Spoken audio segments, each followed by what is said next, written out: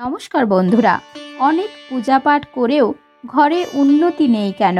বন্ধুরা, আপনারা নিশ্চয়ই অনেককে বলতে শুনেছেন যে আমি এত পূজাপাঠ করি তবুও সংসারে উন্নতি নেই, আর্থিক অনটন লেগেই আছে, ঘরে সুখ শান্তি নেই। এই ভিডিওতে আমরা এর কারণ ব্যাখ্যা করব। আসলে জ্ঞাতসারে বা অজান্তেই কিছু মানুষ পুজোর সময় অনেক ভুল করে থাকেন, যার কারণে পুজোর ফল পাওয়া যায় না এবং পুজো অসম্পূর্ণ থেকে যায়। এমন অবস্থায় ভুল পদ্ধতি ও নিয়ম মেনে পূজা করলে বিরূপ প্রভাব পড়তে পারে। আসুন জেনে নেওয়া যাক বাড়ি ও মন্দিরে পুজো করার সঠিক উপায় কী। 1. ভগবানের উপাসনার প্রথম নিয়ম হলো আপনার মন পরিষ্কার, শান্ত এবং সুখী হওয়া উচিত। ভগবান ভক্তের ভক্তি দেখেন, তাই মনে নেতিবাচক চিন্তা বা কারো প্রতি রাগ থাকলে এসব ছেড়ে পূজা করুন, না হলে কোনো ফল পাবেন না। 2. প্রথমত, পূজায় 5টি উপাদানের উপস্থিতি আবশ্যক। এই 5টি উপাদান হলো আগুন, পৃথিবী, বায়ু, জল এবং আকাশ। এই 5টি উপাদানের মধ্যে 3টি উপাদান ইতিমধ্যেই আমাদের কাছে উপস্থিত রয়েছে, আকাশ, বায়ু এবং পৃথিবী। আমাদের শুধু অগ্নি উপাদান এবং জল উপাদান প্রয়োজন। তাই প্রথমে একটি প্রদীপ জ্বালিয়ে তামার কলসে পরিষ্কার জল রাখুন। এরপর চোখ বন্ধ করে প্রার্থনা করুন। ঈশ্বর আপনাকে এ পর্যন্ত যা দিয়েছেন তার জন্য ঈশ্বরকে ধন্যবাদ জানান। প্রতিদিন অনেক সমস্যা নিয়ে ভগবানের দরবারে হাজির হবেন না, না হলে এতদিন যা পেয়েছেন তা নষ্ট হয়ে যায়। 3. প্রতিদিন পূজার জন্য একটি সময় নির্ধারণ করুন এবং প্রতিদিন এই সময়ে পূজা করুন। ঈশ্বরের উপাসনা করার সময় দিকটিও মাথায় রাখুন। আপনার মুখ উত্তর বা পূর্ব দিকে হওয়া উচিত। পূজার জন্য কখনোই তামার পাত্রে চন্দন রাখবেন না। 4. কোনো দেবী দেবতার পূজা করার আগে স্নান করা হয়। স্নান শেষে শান্ত চিত্তে ভগবানের সামনে আসনে বসে পূজা করুন। দাঁড়িয়ে দাঁড়িয়ে পূজা করবেন না বা খালি মেঝেতে বসে পূজা করা উচিত নয়। ভগবানকে যেভাবে বসার জন্য আসন দিয়েছেন ঠিক সেভাবে আপনি নিজেও সেই আসনে বসুন। শাস্ত্রে পাঠ বা উলের আসনকে পূজার জন্য শুদ্ধ মনে করা হয়েছে। 5. এছাড়াও মনে রাখবেন যে পূজার স্থানটি বাড়ির মেঝে থেকে কিছুটা উপরে হওয়া উচিত, কারণ ঈশ্বর অতুলনীয় এবং শ্রেষ্ঠ, সেজন্য তাদের সমানে সমানে বসে পূজা করা উচিত নয়। পূজার জন্য মেঝে থেকে উঁচু স্থানে ঈশ্বরকে স্থাপন করুন। এছাড়াও দেবদেবীর মূর্তি পুজোর ঘরের দেওয়াল ঘেঁষে রাখা উচিত নয়।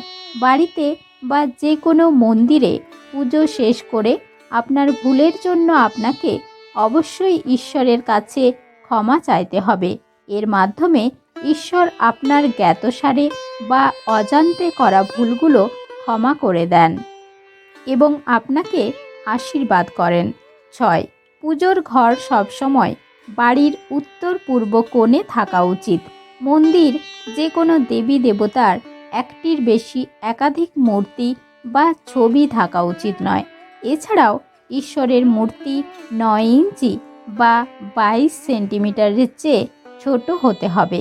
বাড়িতে এর চেয়ে বড় মূর্তি রাখা শুভ বলে মনে করা হয় না। বড় মূর্তি মন্দিরে রাখতে হবে।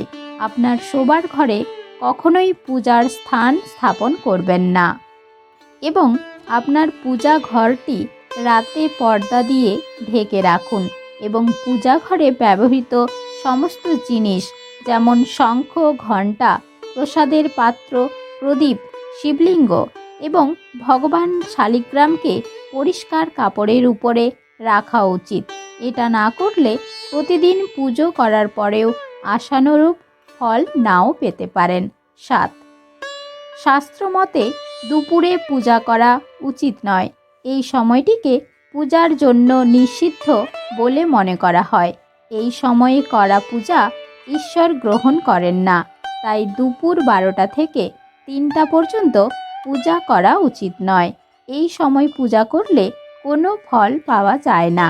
8, পূজার পর শঙ্খ বা ঘণ্টা বাজানো গুরুত্বপূর্ণ বলে বিবেচিত হয়। মনে করা হয় শঙ্খ বা ঘণ্টা বাজালে মন ও ঘর পবিত্র হয়। এছাড়াও পূজার শেষে শঙ্খ বাজালে ঘর থেকে নেতিবাচক শক্তি চলে যায়। 9, কখনো ফল, ফুল, চন্দন ইত্যাদি শুঁকবেন না। আপনি যদি এগুলো শুঁকে তারপর পূজা করেন তাহলে আপনার পাপ হয়।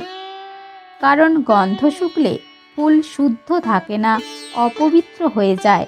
আর যখন মাসিক চলছে এমন সময়ে মহিলাদের পূজা করা উচিত নয়। এই সময়ে মন্দিরে যাবেন না, ভগবানের দর্শন করবেন না। এছাড়াও মাসিকের সময় দেবদেবীর মূর্তি, পবিত্র গাছ এবং পূজার উপকরণ স্পর্শ করা উচিত নয়। 10, প্রায়ই মানুষ পূজা করার সময় শুধুমাত্র ধূপ জ্বালায়, কিন্তু এটা ভুল। যে কোনো দেবতার পূজা করার আগে প্রদীপ জ্বালানো বাধ্যতামূলক বলে মনে করা হয়। এটা বিশ্বাস করা হয় যে প্রদীপ আমাদের দেওয়া প্রসাদ, ধূপ এবং অন্যান্য কাজের মাধ্যমে ঈশ্বরের প্রতি আমাদের ভক্তির সাক্ষী। পূজার আগে প্রদীপ না জ্বালিয়ে রাখলে কখনোই ঈশ্বরের কাছে আমাদের প্রার্থনা পৌঁছায় না। 11, মাথা না ঢেকে পূজা করা উচিত নয়। এটা বিশ্বাস করা হয় যে মাথা না ঢেকে পূজা করলে ফল পাওয়া যায় না। পূজার সময় মাথা ঢেকে রাখা ঈশ্বরের প্রতি শ্রদ্ধা প্রদর্শন করে। পূজার সময় মাথা ঢেকে রাখার জন্য ধর্মীয় কারণ ছাড়াও বৈজ্ঞানিক কারণও বলা হয়েছে। সেজন্য পূজা করার সময় পুরুষ হোক বা নারী অবশ্যই মাথা ঢেকে রাখবেন। 12, ভুল করেও ভগবান গণেশকে তুলসী, ভগবান বিষ্ণুকে চাল এবং সূর্যদেবকে বেলপত্র নিবেদন করবেন না।